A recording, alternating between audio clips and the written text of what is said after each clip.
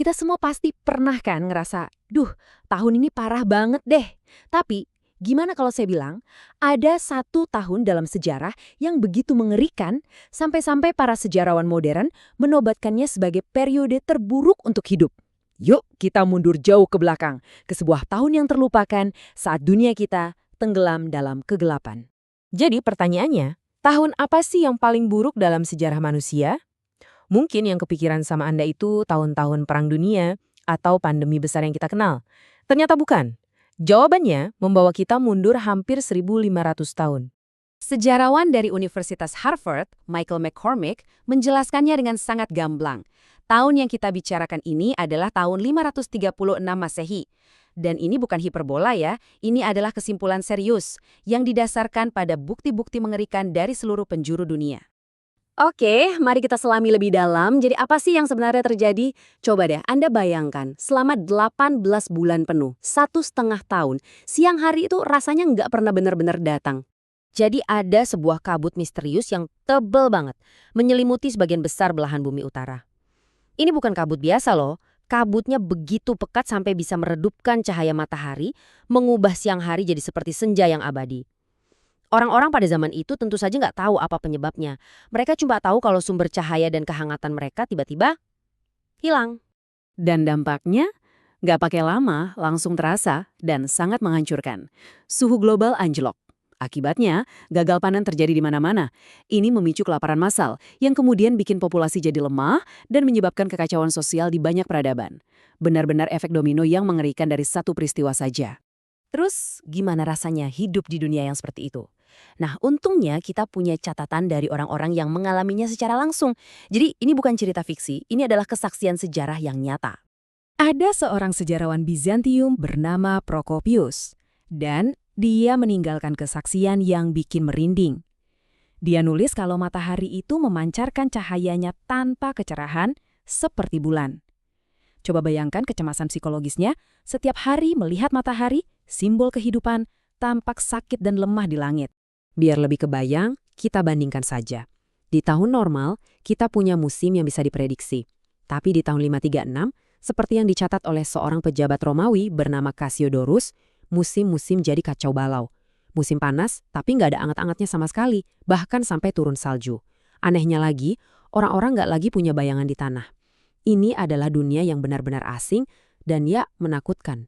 Dan jangan salah, peristiwa ini bukan cuma terjadi di sekitar Laut Tengah. Sama sekali bukan. Ini adalah bencana global sejati, dan bukti-buktinya tersebar di seluruh planet, memicu krisis dari Irlandia sampai Peru. Misalnya nih, di Irlandia, catatan kuno bilang ada kegagalan roti selama bertahun-tahun.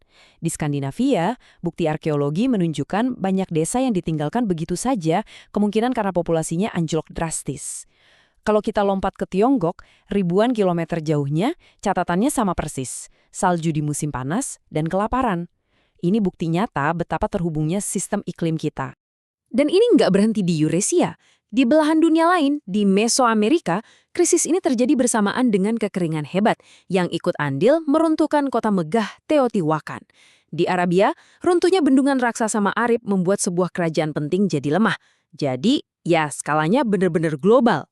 Jadi poin krusialnya begini, kelaparan selama bertahun-tahun ini membuat seluruh populasi dunia jadi sangat lemah. Sistem kekebalan tubuh mereka anjlok, dan ini menciptakan kondisi yang sempurna bagi musuh umat manusia berikutnya untuk muncul. Dan inilah puncaknya. Cuma 5 tahun setelah matahari meredup, pada tahun 541 Masehi, wabah Justinian melanda. Wabah ini menyapu populasi yang memang sudah kelaparan dan lemah. Diperkirakan, wabah ini membunuh antara 30–50% populasi Kekaisaran Romawi Timur. Benar-benar sebuah bencana di atas bencana. Selama berabad-abad, penyebab kegelapan di tahun 536 ini tetap menjadi misteri. Tapi sekarang, berkat ilmu pengetahuan modern, kita akhirnya punya jawabannya. Ini rasanya seperti memecahkan kasus detektif yang usianya sudah 1.500 tahun. Pertanyaan besarnya adalah, apa sih yang punya kekuatan untuk mematikan matahari dan mendinginkan seluruh planet selama bertahun-tahun? Ternyata, jawabannya bukan dari luar angkasa, tapi dari dalam bumi kita sendiri. Para ilmuwan mulai menemukan petunjuk-petunjuk. Pertama, dari cincin pohon. Di seluruh dunia, pohon-pohon hampir tidak tumbuh sama sekali pada tahun 536. Ini menandakan musim dingin yang ekstrim. Lalu petunjuk terbesarnya datang dari inti es yang dibor di Greenland dan Antartika. Jauh di dalam lapisan es dari tahun 536, mereka menemukan lapisan debu vulkanik dan sulfat dalam jumlah yang sangat besar. Nah, biang keladinya ada sesuatu yang disebut aerosol sulfat. Jadi begini, ketika gunung berapi super meletus, dia nggak cuma memuntahkan abu dan lahar, dia juga menyemburkan sejumlah besar gas sulfur dioksida tinggi ke lapisan stratosfer. Di sana, gas ini berubah menjadi partikel-partikel super kecil yang membentuk semacam selubung tipis di seluruh planet. Prosesnya dimulai dengan letusan gunung berapi raksasa, kemungkinan di Islandia atau Amerika Utara. Letusan ini melontarkan sulfur ke stratosfer. Partikel-partikel aerosol sulfat ini kemudian menyebar seperti selubung global, memantulkan sinar matahari kembali ke angkasa. Hasilnya, suhu rata-rata global turun sekitar 1,5 sampai 2,5 derajat Celcius. Kedengarannya mungkin nggak banyak, tapi bagi peradaban agraris kuno, itu adalah bencana besar. Bencana sebesar ini nggak hanya mengubah sejarah, tapi juga membekas dalam jiwa manusia. Trauma dari tahun 536 ini bergema selama berabad-abad, sampai akhirnya berubah menjadi mitos dan legenda. Contohnya di Skandinavia. Peristiwa ini kemungkinan besar menjadi dasar dari mitos Fimbulwinter, 3 musim dingin tanpa henti yang mendahului Ragnarok, atau akhir dunia.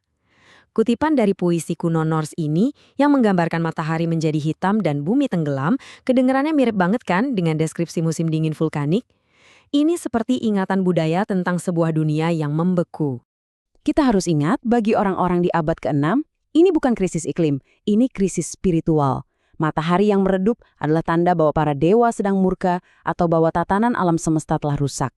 Di Tiongkok, ini berarti kaisar dianggap telah kehilangan mandat dari langit untuk memerintah. Peristiwa ini benar-benar mengguncang keyakinan terdalam mereka tentang cara kerja dunia. Jadi, tahun 536 mengajarkan kita pelajaran yang sangat kuat. Perubahan suhu global yang kelihatannya kecil, hanya beberapa derajat, sudah cukup untuk meruntuhkan peradaban dan mengubah arah sejarah.